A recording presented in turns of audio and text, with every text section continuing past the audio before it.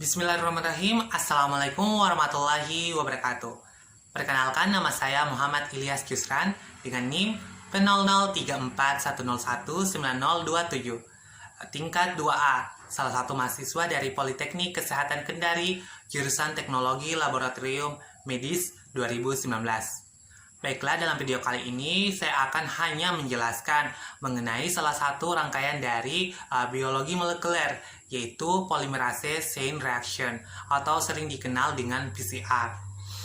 PCR itu merupakan teknik amplifikasi DNA.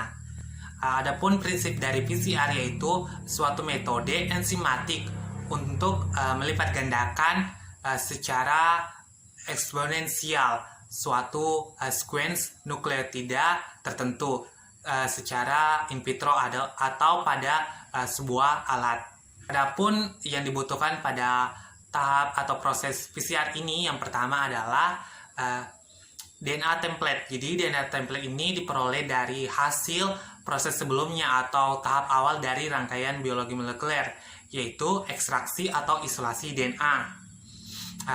Jadi ini yang nanti akan dilipat gandakan. Selanjutnya yang kedua ada primer. Jadi primer di sini ada sepasang primer. Jadi yang menyediakan ujung 3 aksen yang bebas. Yang ketiga ada tag DNA polymerase. Jadi ini berasal dari salah satu bakteri yang bersifat termostabil, yaitu Thermus aquaticus. Mengapa di sini menggunakan bakteri yang bersifat termostabil? Karena pada tahapan proses PCR itu suhunya itu ada yang tinggi, ada yang rendah, jadi tidak stabil. Oleh karena itu memerlukan bakteri yang bersifat termostabil asal dari DNA polimerase ini. Yang keempat ada deoksinukleotida trifosfat. Pada deoksinukleotida trifosfat di sini ada 4. Yang pertama adalah deoksiadenin trifosfat. Yang kedua ada deoksitimidin trifosfat. Yang ketiga ada deoksisitidin trifosfat. Dan yang keempat ada deoksiguanin trifosfat.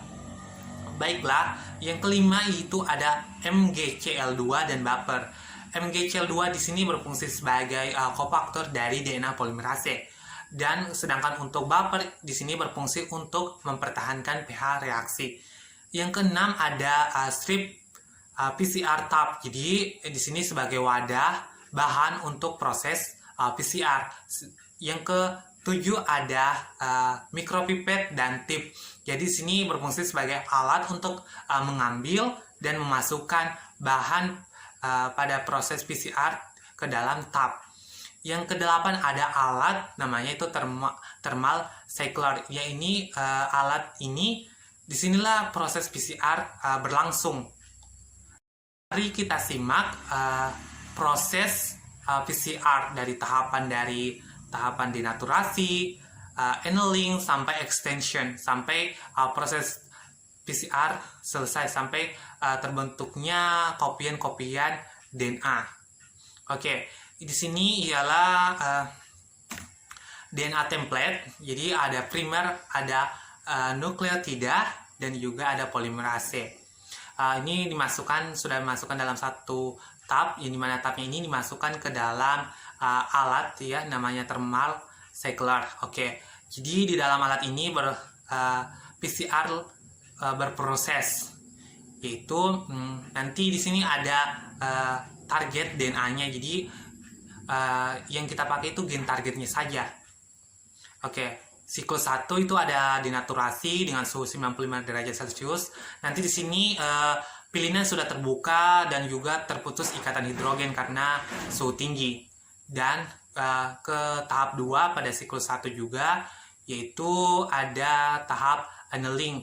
Oke, di sini annealing suhunya 55 derajat sampai dengan 65 derajat Celcius. Jadi di sini di annealing primer itu akan melekat pada DNA targetnya. Selanjutnya yaitu yang ketiga adalah extension.